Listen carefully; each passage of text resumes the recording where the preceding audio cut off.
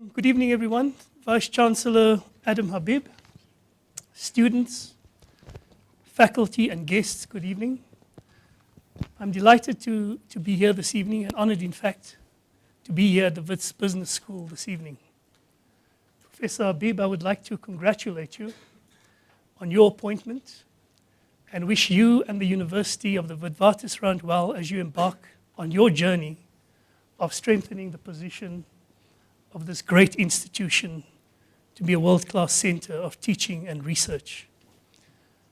I also want to say welcome to my special guests this evening, the learners and teachers from Siyabonga High School in Soweto, seated over there in the orange tops.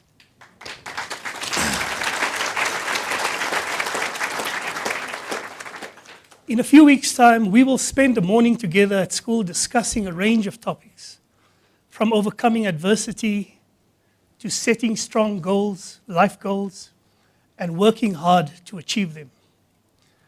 I am sure after tonight's talk, you will ask me some very tough questions when I see you at school. I also want to thank my family who have supported me on this journey, my wife and my daughters. If you see an older woman applauding at the most inappropriate time, that's my mum sitting over there. Thanks, Mum. I also want to thank my colleagues at Avenge, some of whom are here this evening. I must tell you, they shared the passion for dealing with this issue, sometimes even more than I did.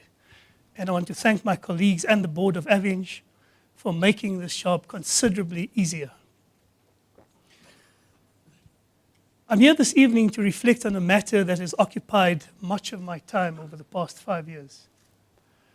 My talk this evening is titled Rejecting Collusion and Corruption, Where to for the government and the private sector. My talk this evening will be shaped by principle, not by solidarity. I am not here this evening to present any views in solidarity with big business, the construction industry. I am not here in solidarity with the government or with the competition authorities. I will raise issues as I see them, as I would like to add my voice to the public debate about where our country is currently and how we can positively shape our future together.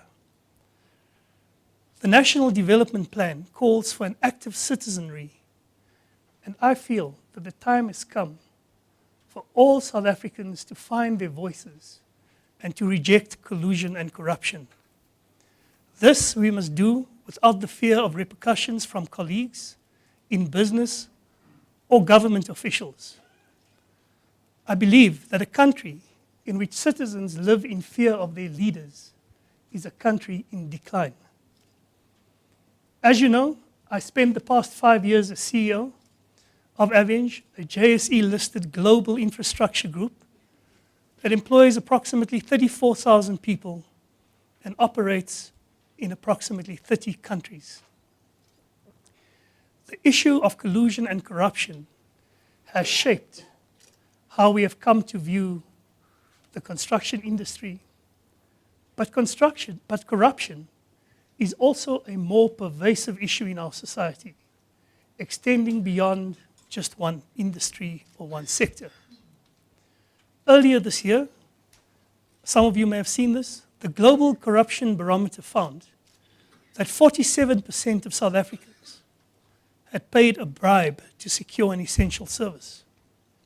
54% felt that corruption had increased in the past 2 years, and 65% said that the problem was the most serious in the public sector. However, not everything is doom and gloom. In the same survey, 89% of South Africans expressed a willingness to become involved in fighting corruption.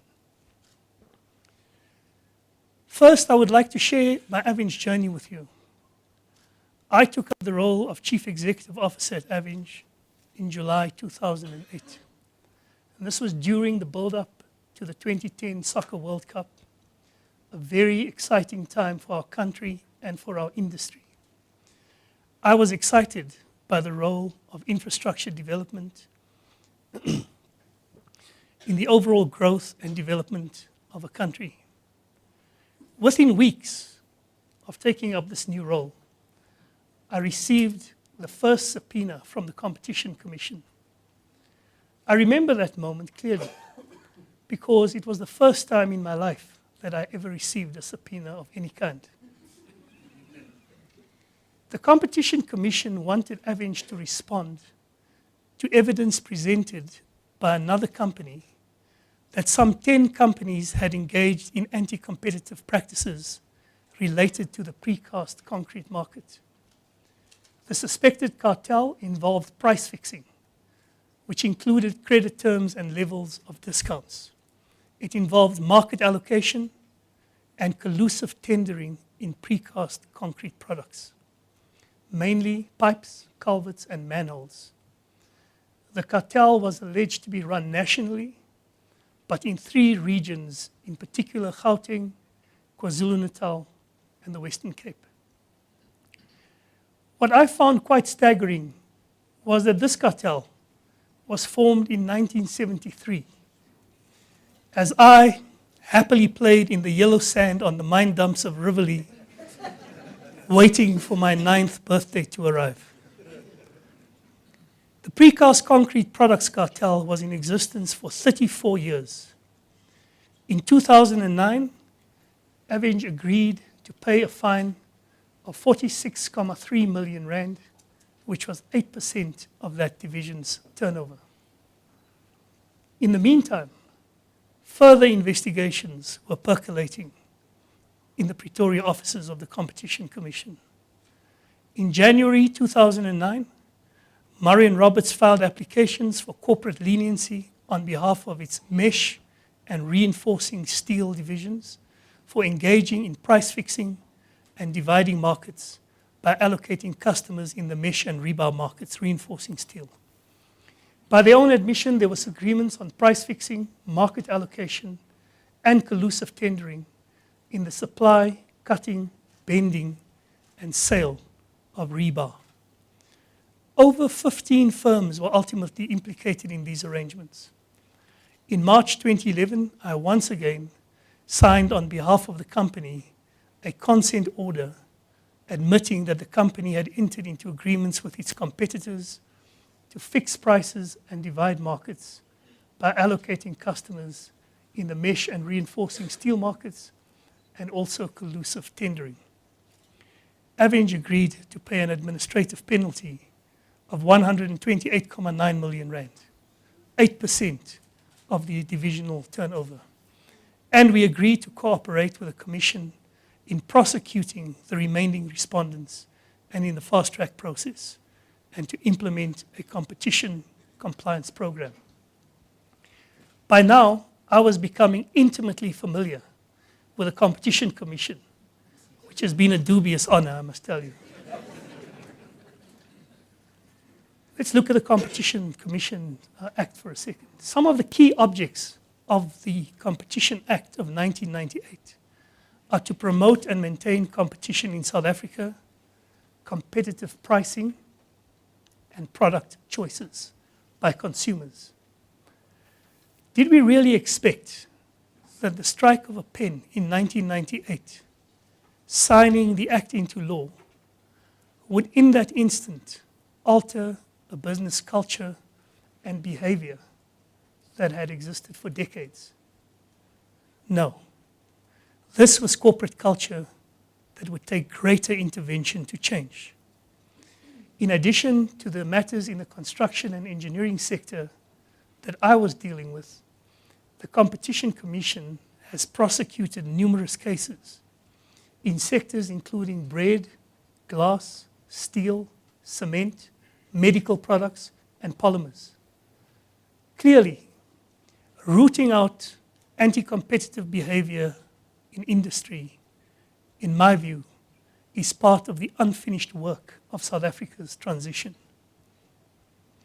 I would like to take you behind the drama of the news coverage to give you a sense of what it was like to try to run a major global corporation in the middle of what I have come to regard as the biggest corporate scandal in a post-apartheid South Africa. In addition to managing this crisis, global markets collapsed in October 2008, shortly after I became the CEO. Prior to the onset of the global financial crisis, steel prices, steel's a big part of the Avenge business, steel prices rose by as much as 70% and volumes went up by as much as 40%. The World Cup was looming and companies were very busy constructing the infrastructure for this global event. Labor disruptions were not as widespread and as violent as they have now become.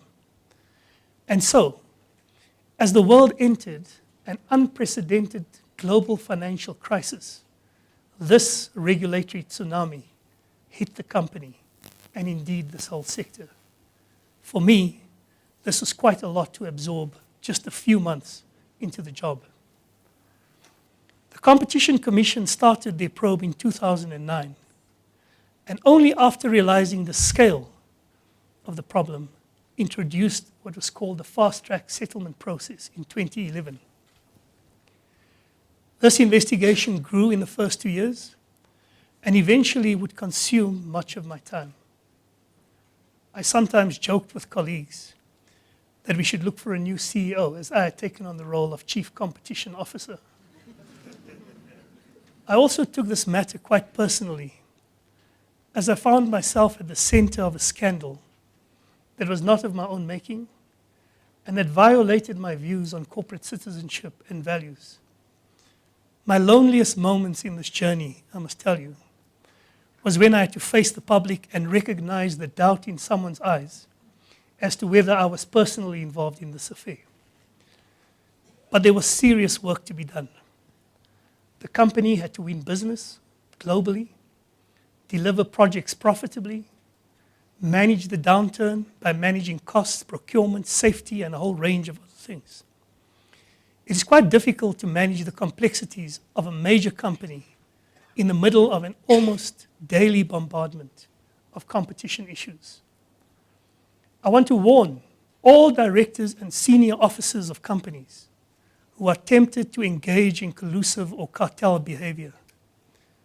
You should not only focus on the profitability of a cartel, but you should realize that cartel behavior comes at a major cost, which includes creating an internal climate where trust and suspicion dominate corridor talk as internal investigations unfold. It also brings on reputational risks, financial exposure, and exhausts management's time. My message is simply this: the long-term costs of cartel behavior are materially worse than the benefits of any possible short-term profits. It undoubtedly has a major impact on staff. I addressed the management forum during the investigation, and I was confronted by 2 members of staff who were with the company for about 20 years. They asked me rather emotionally, how were they going to explain to family and friends that the company that they worked for was accused of this dishonest behavior? Dishonest behavior by leaders, and this applies to political leaders and business leaders, has a major impact on the psyche of an institution and its people. We had to do a thorough internal investigation to establish what occurred in the company. Unlike some of our competitors, the Avenge management team was new. We were at a distinct disadvantage as we faced a major hurdle in getting some current and former employees to cooperate. We took this matter very seriously, and we implemented measures to root out any potential collusive behavior. Some of the measures we took included interviews with key staff, a program offering immunity from dismissal in exchange for information on suspicious behavior or involvement in anti-competitive behavior, tip-off hotlines, and online training. When we became aware of possible breaches and potential irregularities, these were thoroughly investigated.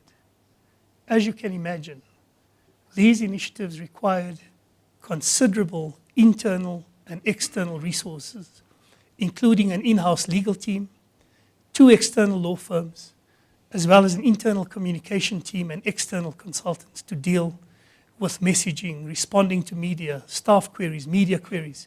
We developed holding statements, staff handbooks, crisis communication strategies, letters to stakeholders, letters to staff. I cancelled at least 2 trips to Australia that were scheduled for board meetings dealing with our Australasian operations to be available to deal with the Competition Commission. As a result of all of these efforts, we discovered 57 prohibited practices.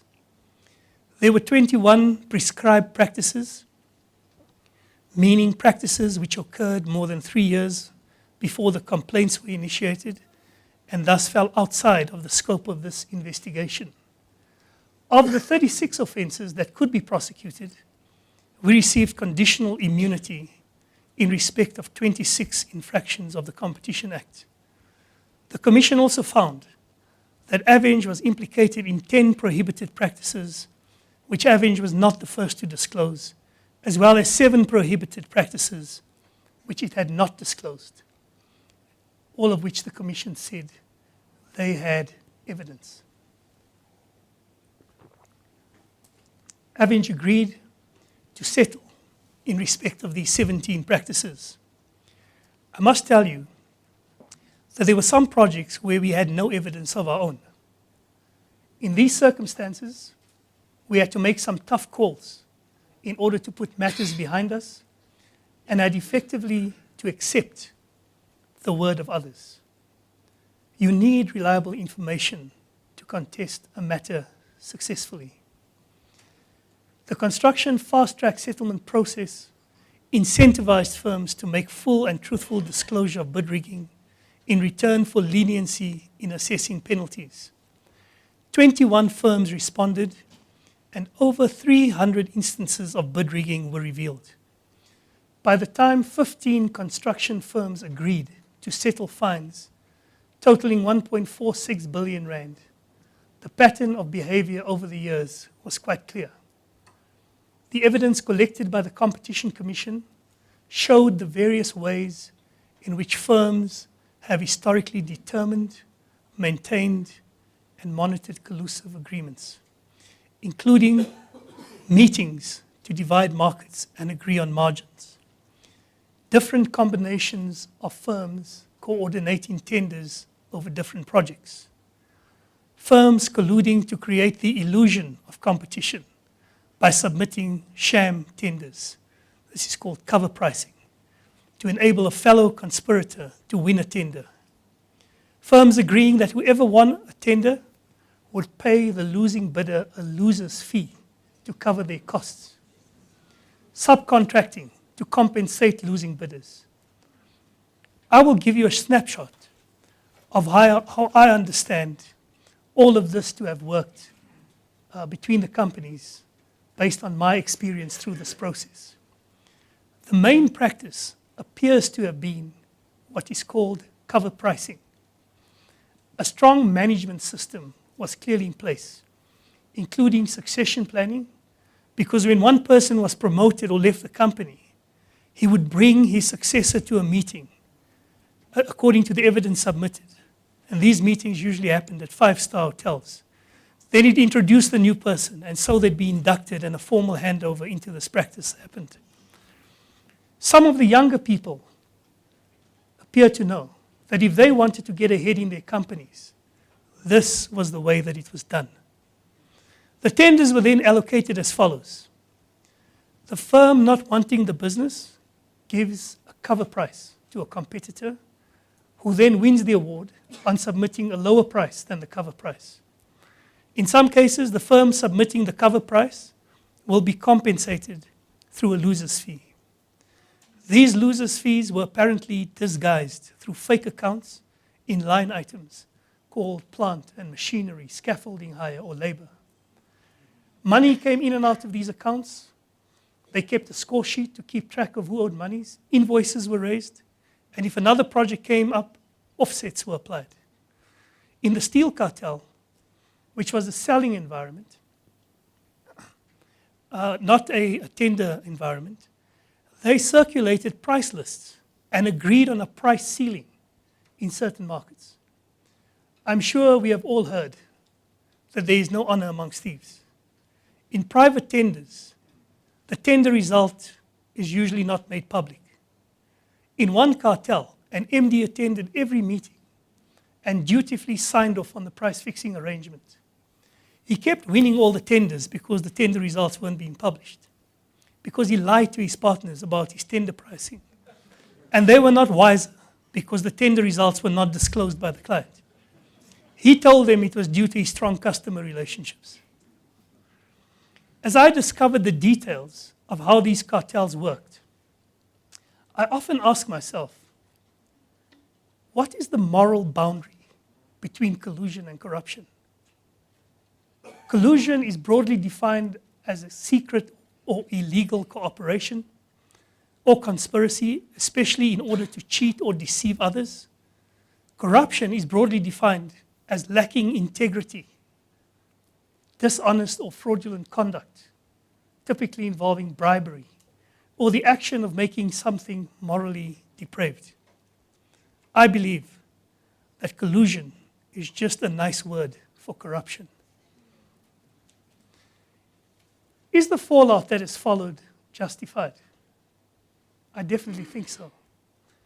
The public sense of betrayal in this matter, compounded by being bombarded daily with stories of government sector corruption and the perception of collusion between political and economic elites in questionable BE deals, is almost the last straw for an increasingly cynical public. In the public sector, we have seen numerous cases of corruption and wasteful expenditure in recent years. The Public Service Commission publishes annual findings on the extent of financial misconduct reported by the public service. In their report on financial misconduct for the 2009-10 year, 1,135 incidents were reported, with the most common types being fraud, financial mismanagement, theft, misappropriation, and abuse of funds.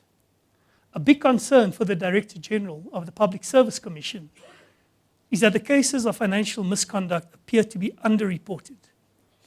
The Public Service Commission has seen financial misconduct in the public service growing rapidly over the last 3 years, from 100 million rand in 2008 and 9 to 347 million in 2019, and growing to 932 million rand in 2011. The PSC estimates that financial misconduct for 2011 and 12 could exceed 1 billion rand, confirming a widespread belief that there is an increasing prevalence of financial misconduct and a decline in ethical behavior. From these examples of public and private sector collusion and corruption in South Africa, we can see that it is a widespread problem that is rapidly becoming part of the fabric of our society. It is not unique to one sector. Our institutions, public and private, are rapidly becoming nothing more than a site for accumulation. I want to share a major dilemma with you, which is something I grappled with as a CEO, and that the country will also have to grapple with. In the wake of this scandal and the clear national outrage, how do we make sure that people are held accountable without damaging a key repository of skills and a platform for growth in our country? I must tell you that my impulse when this issue first arose was to fire everyone who had any potential relation to what I would consider misconduct. According to the Competition Commission, 300 contraventions of the Act by construction companies were uncovered. Now for the company, the problem is this.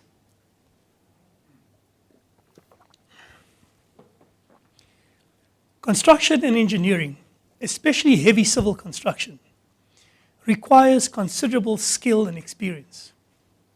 You cannot fire everyone because you have a company to run and projects to deliver. You rely on your tried and trusted engineers to deliver projects that are safe and profitable. In South Africa today, approximately 40% of engineers are above the age of 55. Another 40% are between the ages of 40 and 55, and the rest are below the age of 40.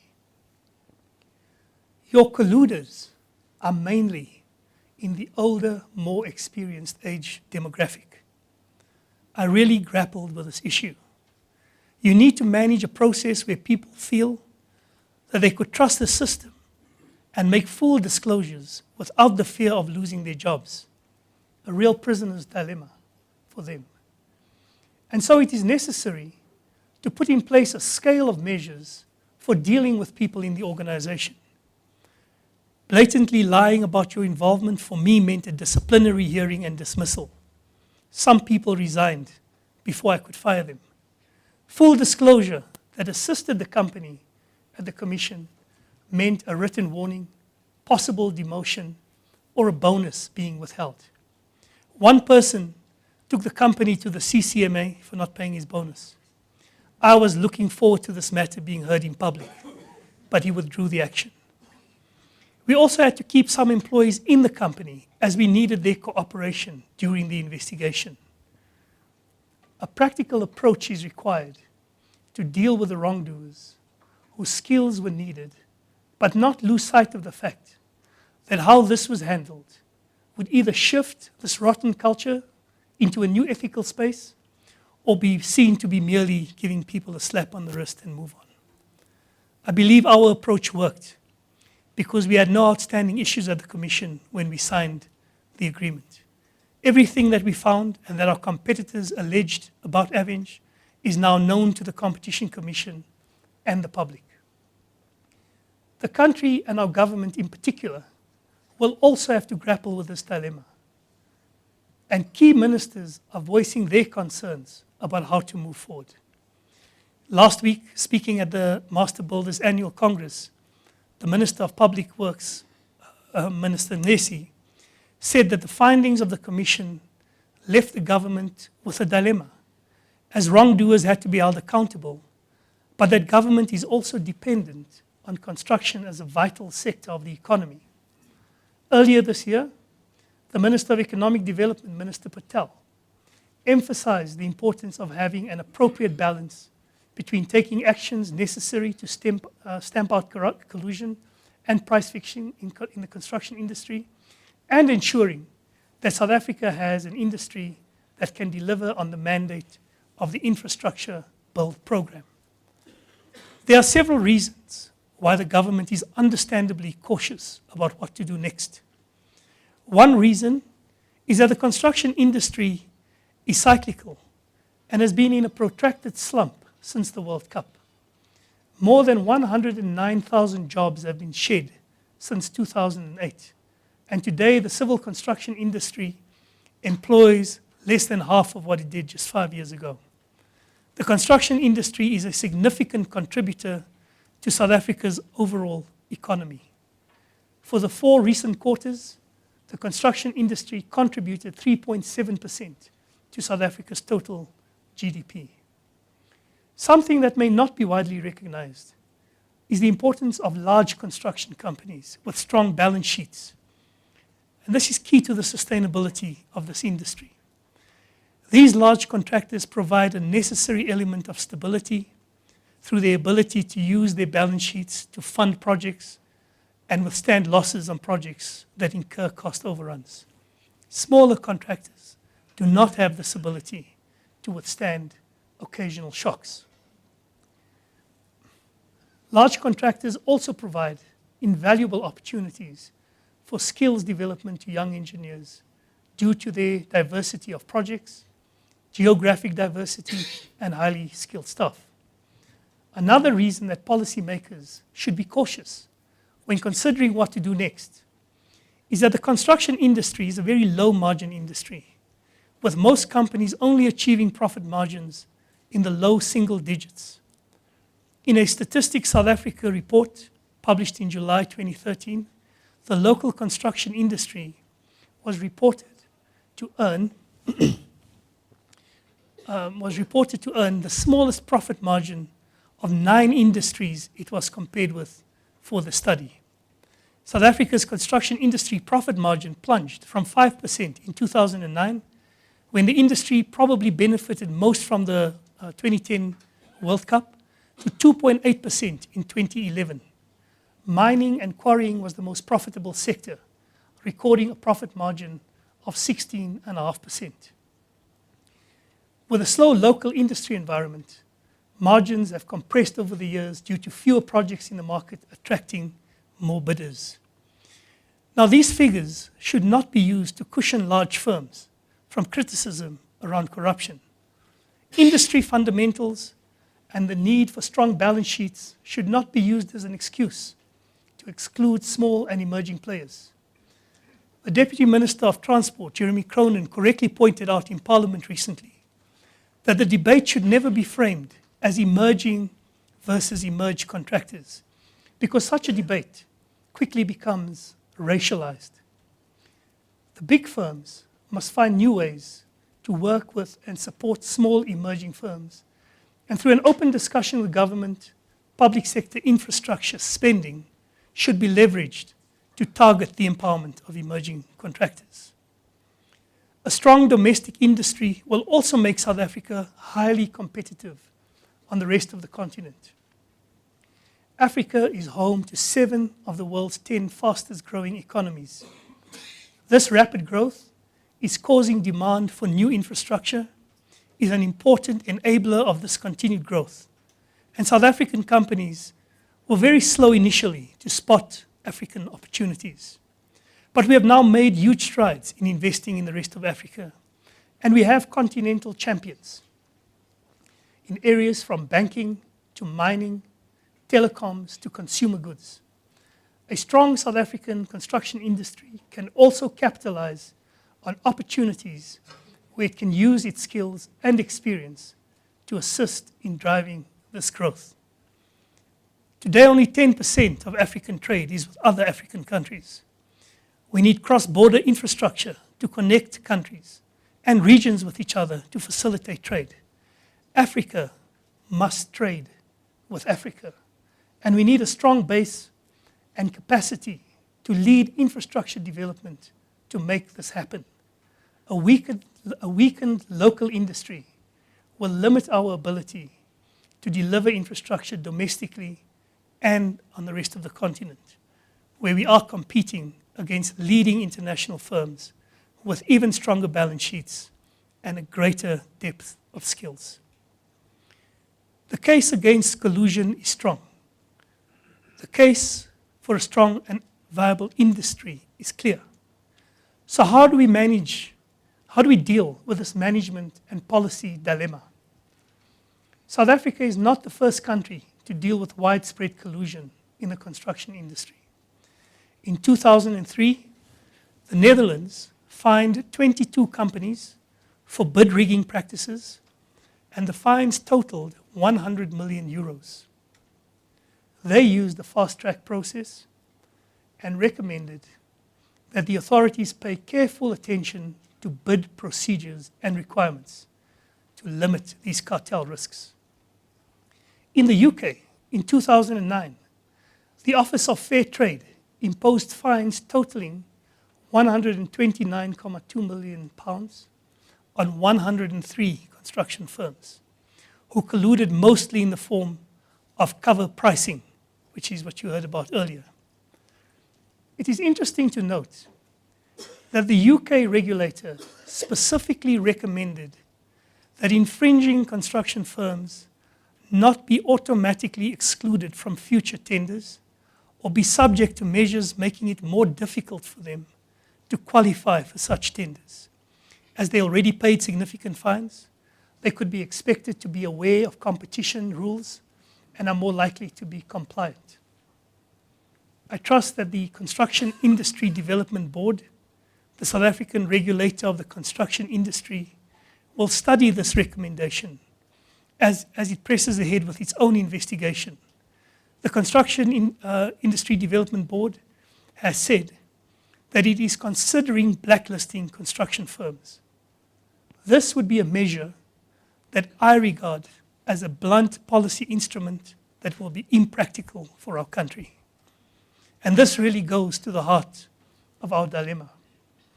We will not be able to deliver a 4 trillion rand infrastructure program or play a meaningful role on the continent without this industry. And we want justice for what has happened, as well as a transformed ethical industry. The handling of the future of the construction industry is going to be a very divisive issue, with some people on the one hand wanting to focus only on our national aspirations and putting the past behind us, and some on the other hand wanting justice, restitution, and retribution against an untransformed industry. This matter is clearly going to require leadership. The leaders of construction firms, boards, CEOs, and executives have a fresh opportunity to demonstrate to the public that they are actively working to change the culture of this industry. They must actively demonstrate a commitment to ethics and integrity in their companies. They must transform their businesses at all levels. I want to link the issue of collusion to transformation. In looking at the way in which these cartels were able to operate, some for more than 3 decades, the small, close-knit group of people over the years, with hand-picked successes from the same circles, allowed these activities to go undetected until the programs of the Competition Commission kicked in. These leaders must now make more serious efforts to bring new people onto their teams. Black professionals, women, and young bright engineers who do not carry the baggage of this cultural history. My personal view is that organizational culture does not reside in CEO memos. People are the custodians of culture. The leadership of these firms must demonstrate that the good that will come from this is a new culture based on people in the industry with strong values and ethics. So where to for the government and the private sector? An issue that I would like to deal with is criminal prosecutions. The Deputy Minister of Transport, Jeremy Caron, told Parliament a few weeks ago that the government was looking strongly at bringing criminal cases against individuals who are implicated in collusion. It is quite clear from the public outrage that the fines levied by the Competition Commission are not deemed to be sufficient. This represents a dilemma for the Commission, which relies on its leniency program and conditional immunity to break cartels. Unlike the USA, where the Department of Justice investigates and prosecutes cartel conduct, and is therefore in a position to grant immunity from prosecution.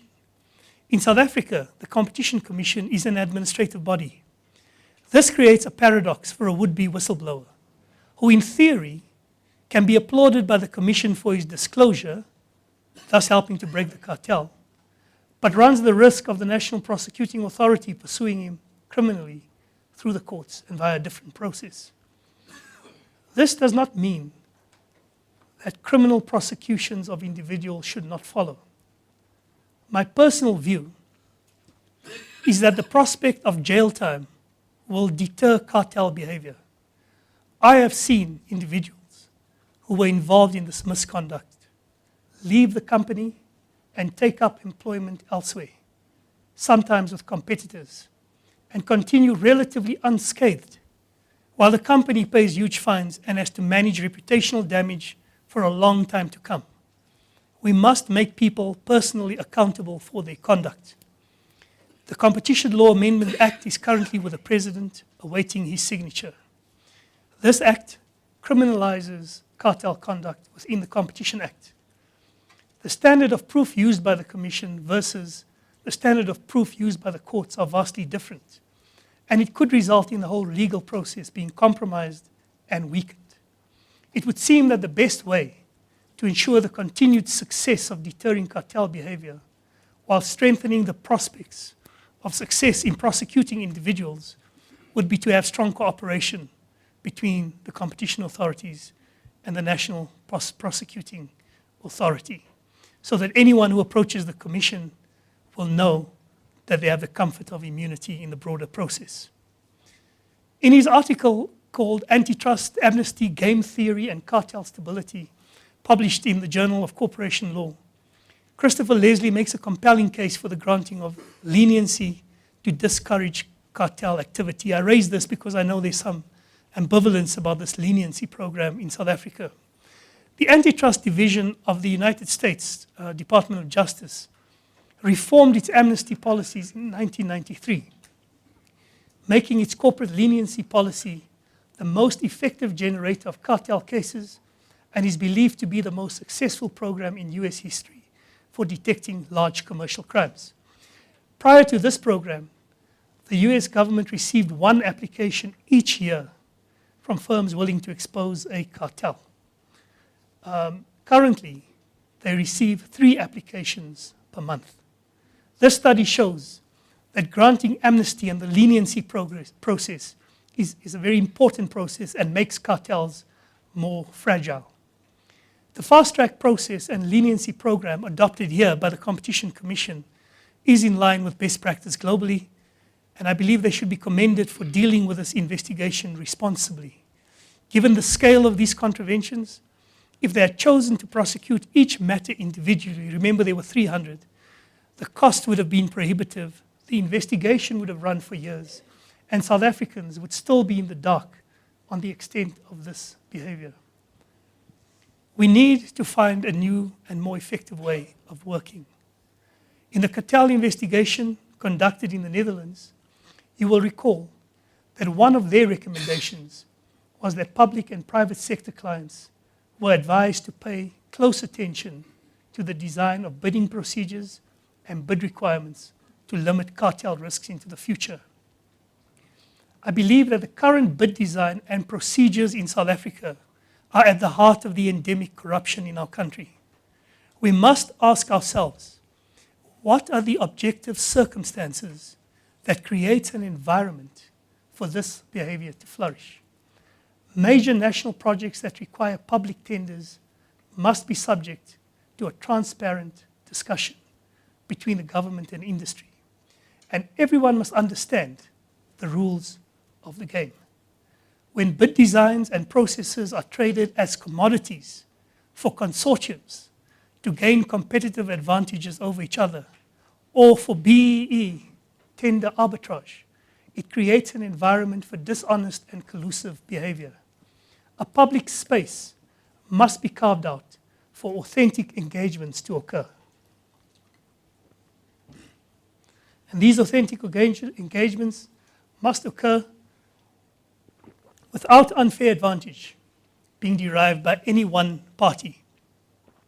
Besides mitigating the corruption risk in state tenders, an early dialogue between industry and government regarding capacity, project design, and financing can also lead to cost efficiencies.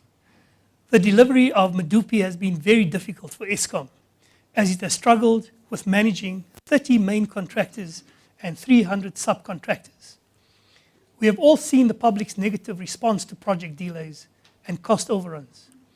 I do not think it's possible for a state entity to manage 30 interface risks. And through early engagement, we must avoid this from happening again.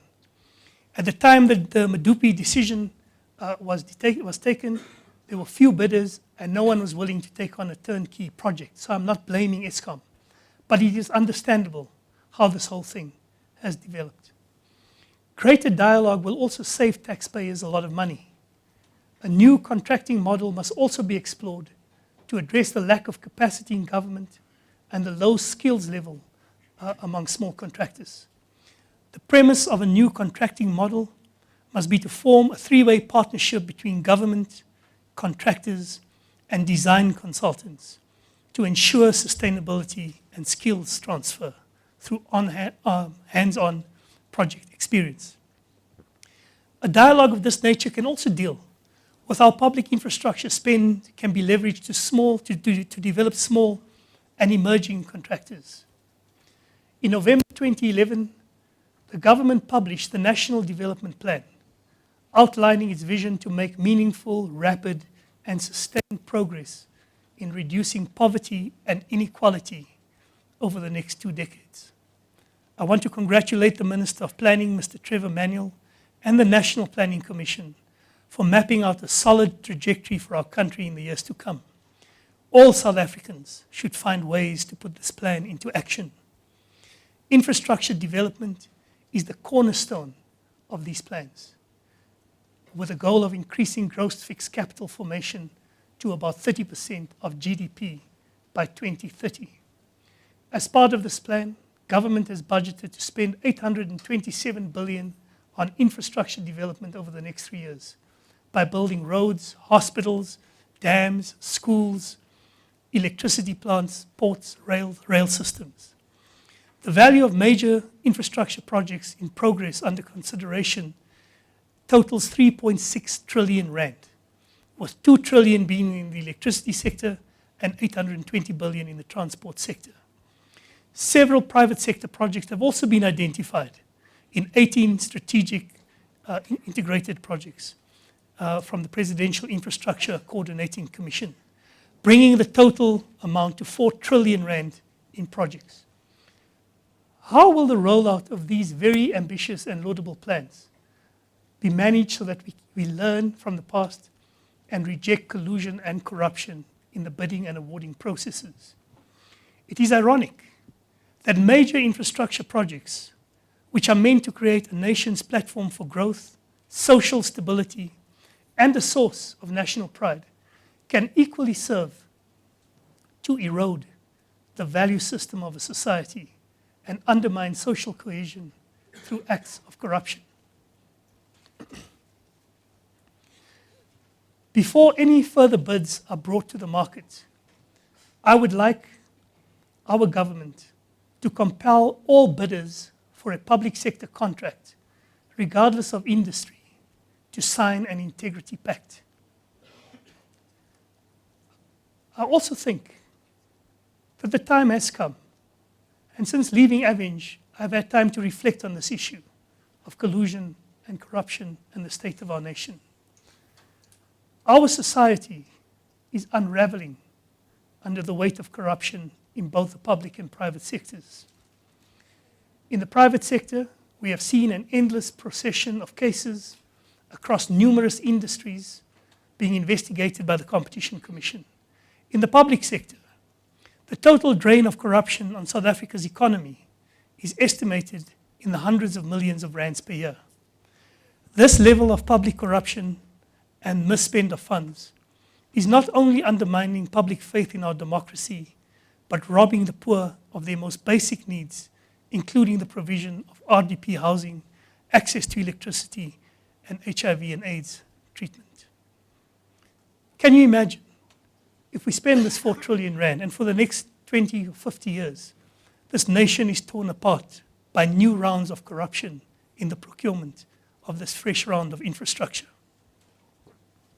On the back of successive price fixing and cartel cases exposed by the Competition Commission, the never-ending allegations of business and government corruption involving BEE deals and provincial tenders, can we blame a cynical public for wondering aloud who will cross the finish line first, big government or big business? Who is more corrupt, the public asks. We must all take responsibility for the current state of affairs. Instead of addressing the issues head-on, we continue to point fingers. The private sector accuses the government of wasteful expenditure, while the public sector accuses business of being rampant capitalist. We need an end to the ideological Cold War between the government and the business community. To win the war against corruption, we will need to act decisively in the short term to make long-term gains. This is not going to be easy. But let's start by making people accountable for their actions. Prosecute individuals who engage in collusion and corruption, and if found guilty, prohibit them from holding leadership positions. This applies to our politicians as well. Ed Koch, the former mayor of New York City, once said, "The scalpel of the law," he said, "the knife of corruption endangered the life of New York City. The scalpel of the law is making us well again. We cannot afford a climate in which South Africans feel that if you are powerful, you will not be held to account." And let's hold our politicians to a higher standard, where it is totally unacceptable to trade political influence for business deals. Our message to our elected politicians must be clear. If you want to be a politician by day and a business person by night, then subject yourself to the scrutiny of the public so that your business dealings are transparent. The issue of the business interests of elected politicians is being grappled with around the world. We are not unique. I think it is reasonable to expect that members of our executive arm of government refrain from getting involved in state tenders. Let us set some basic rules around this issue and apply them. Let us work together to overcome the fear that if government talks to industry as they plan a major initiative, the same people will arrive as bidders a few months later. We have to address this fear and include everyone, including finding a new contracting methodology that promotes competition, strengthens our competitiveness, and importantly, brings small and emerging players into the economy. Let us all commit to signing an integrity pact and understand that violations will carry severe penalties for our business. One final thought from me. A big challenge for the students of Wits University and Siyabonga High School, and indeed all South Africans, is not to allow political parties to divide us on this important national issue of corruption. The construction cartel teaches us that collusion and corruption should not be reduced to a racial matter or a political party matter. All South Africans, black and white together, must unite to fight the scourge of corruption. This is what will make us all proud to be South Africans. It was Albert Einstein who said, "The world will not be destroyed by those who do evil, but by those who watch them and don't do anything about it." Thank you.